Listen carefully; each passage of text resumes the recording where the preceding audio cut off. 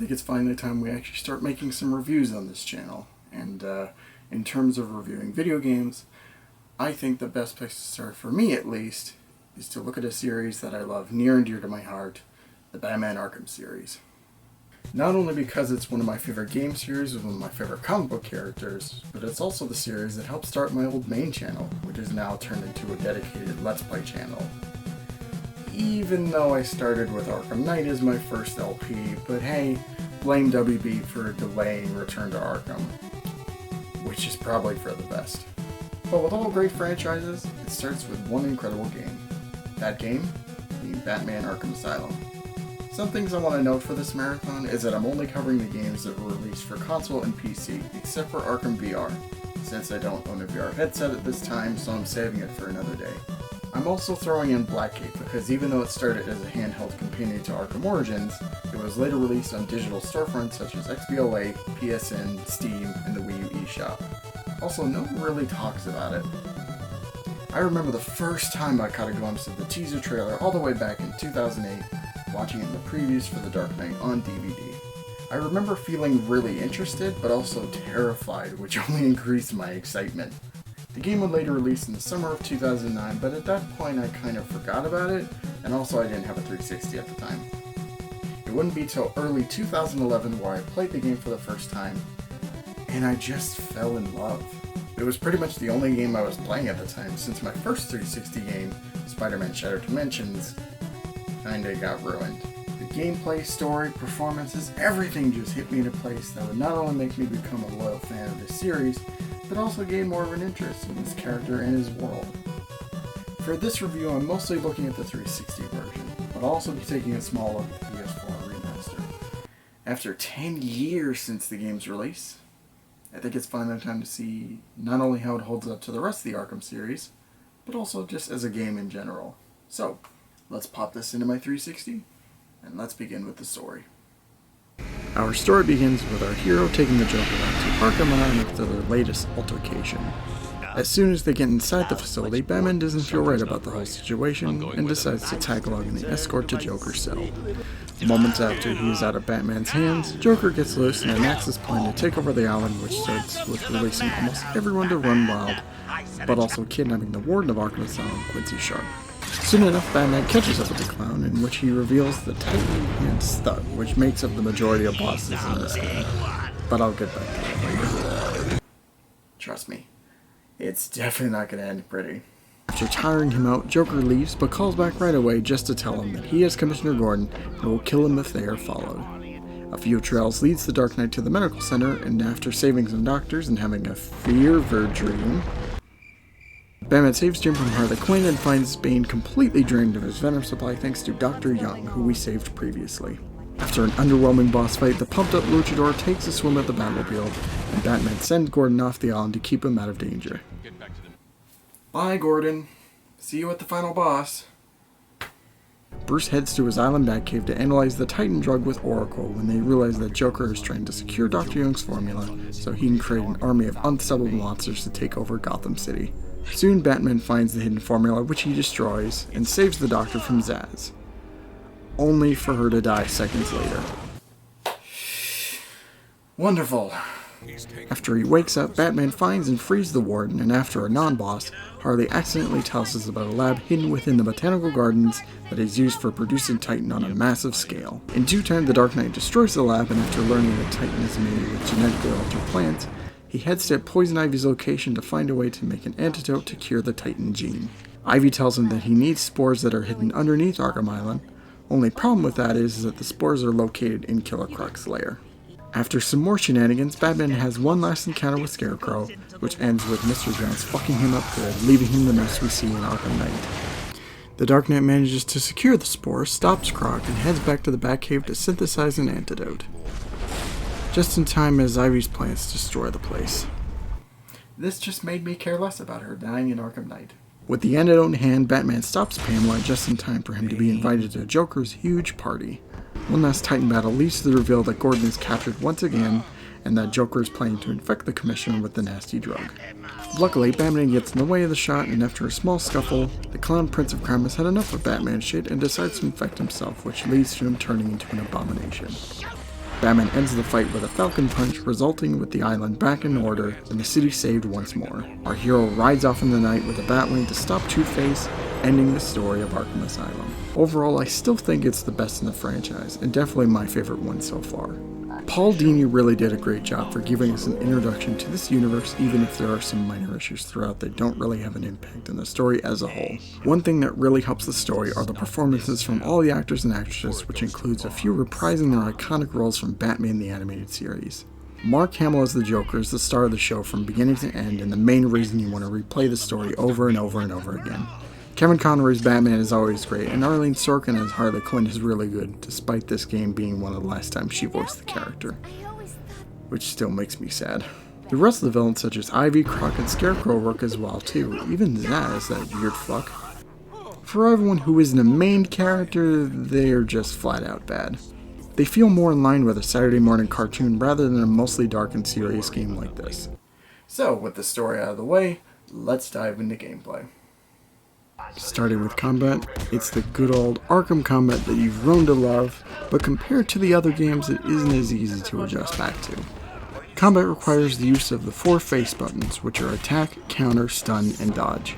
You can run also, but I don't really find it useful for combat and just use it for traversal, which I'll talk about later.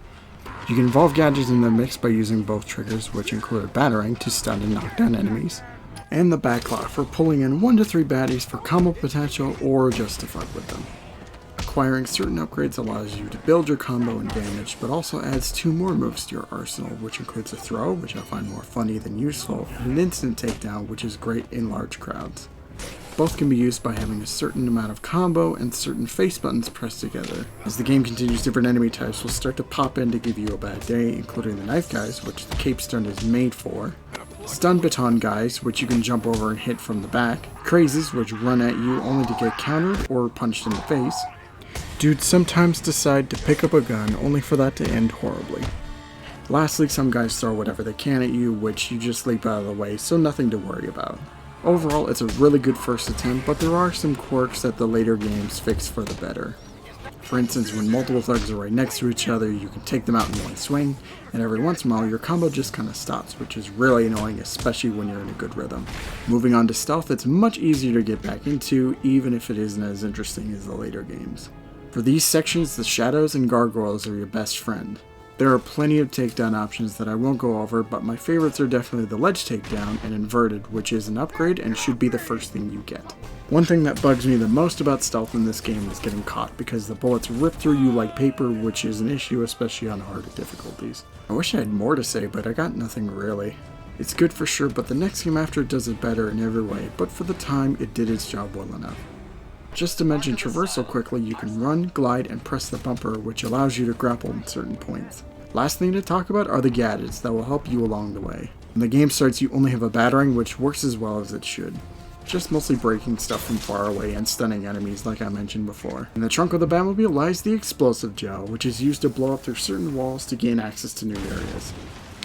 You can upgrade it later to have a bigger explosion and have it self-destruct when enemies are next to it, which helps for stealth sections and is overall a great addition to your arsenal. First time in the Batcave, you pick up the Batclaw. Basically it just grabs objects and enemies from a distance and pulls vents from the wall. Later on you'll be able to shoot 3 claws at once to pull down certain walls, which is pretty cool. After you rescue the warden, you'll be able to use the cryptographic sequencer, in which you can hack into stuff like electronic doors and such.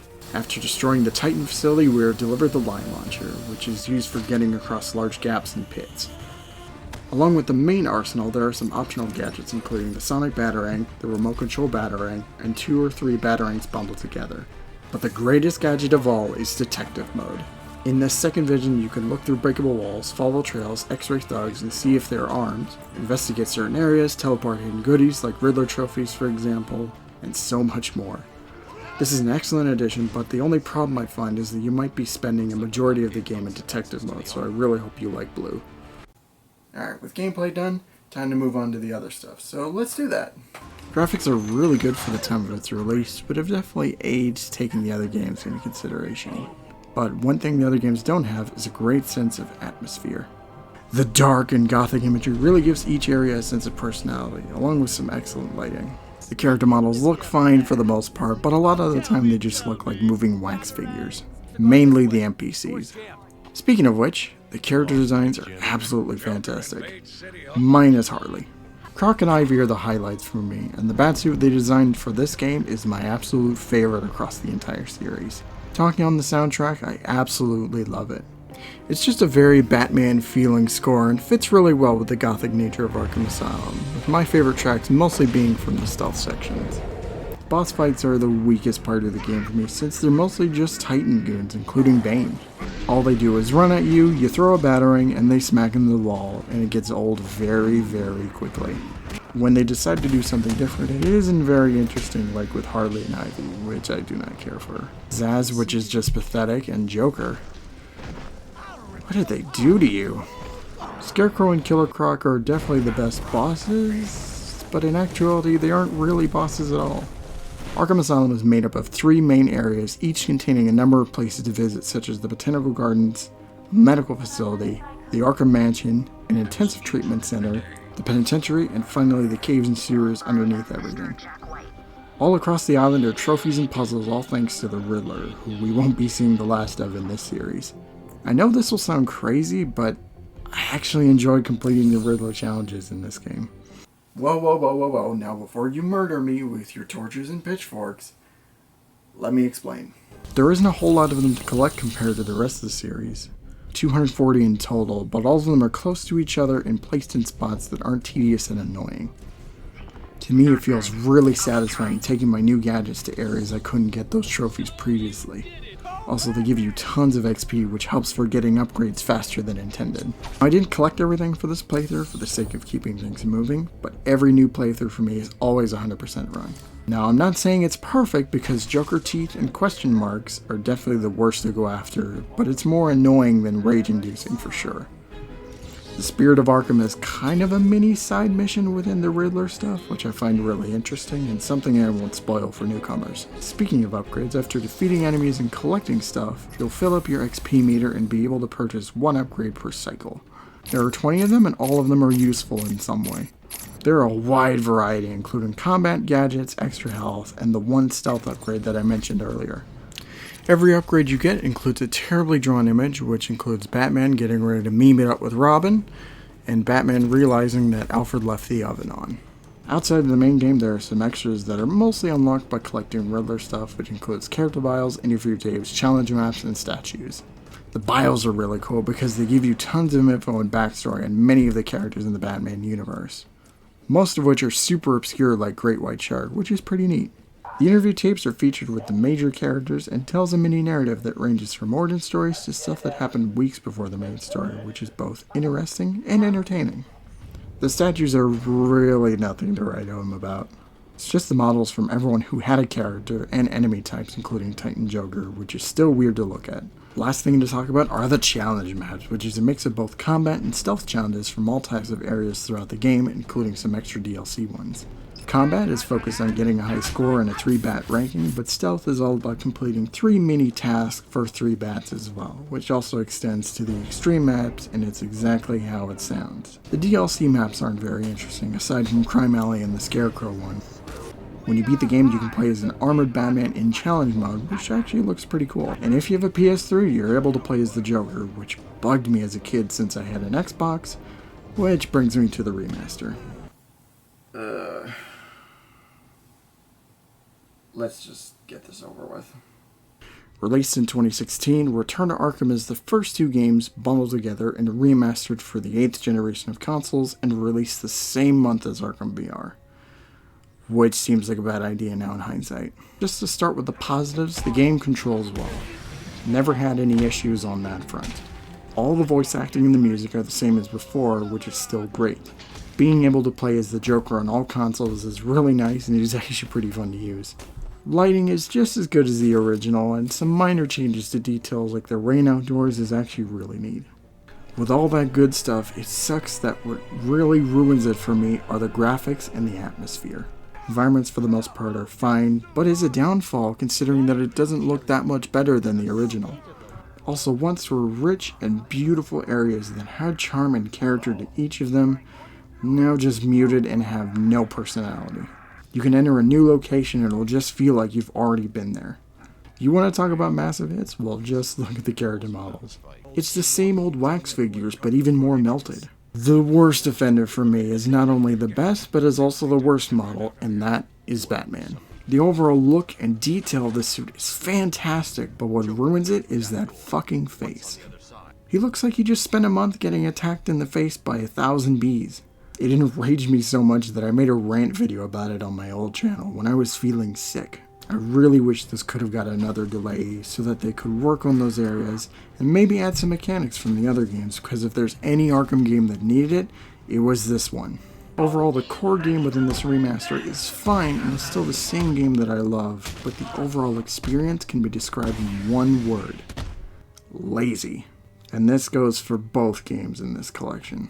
If you have an Xbox One or PS4 and want to start your Batman adventures, I cautiously recommend this for a very low price, but it's definitely better elsewhere on other systems. Just to cap things off, Batman Arkham Asylum is not only still an incredible superhero game and one of my favorite games of all time, but is also a great Arkham game and my favorite in the series. Just about everything, including story, gameplay, graphics, acting, and music, still hold up remarkably well in comparison to the rest of the games. Definitely isn't as refined, but I actually find some charm in that because it still works remarkably well. There are some problems for sure, most of which stem from the bosses, character models, and Harley's design, in my opinion. Even with all that, this is a fantastic game that I never get tired of playing from beginning to end, and that brings back so many memories. From renting this game and playing it for the first time with my brother, being utterly terrified fighting Killer Croc on my first playthrough, feeling pleased listening to Riddler's arrest after so much searching, and so many more memories that I could go all day. If you haven't played this, I can't recommend this game enough, not only to Batman fans, but also to people who are looking for a really good action-adventure game to sink their teeth into. The game is super accessible across dozens of platforms, so be sure to put this in your collection and take a dive into madness. You won't be disappointed. Well, that was it for my first review. I hope everyone was satisfied with it, and maybe this wanted to make you play the games again. If you have the specs to run it, I recommend playing the PC version. Or if you're feeling really nostalgic, hunt down a 360 or PS3 copy. In other words, stay away from the remaster. Anyway, next time we meet, we're going to be looking at the sequel and what many consider to be the best Arkham game, Batman Arkham City. But until then, don't forget to like, comment, subscribe, share, all that fun stuff. I'll see you guys next time. Thank you all so much for watching, and take care of yourselves.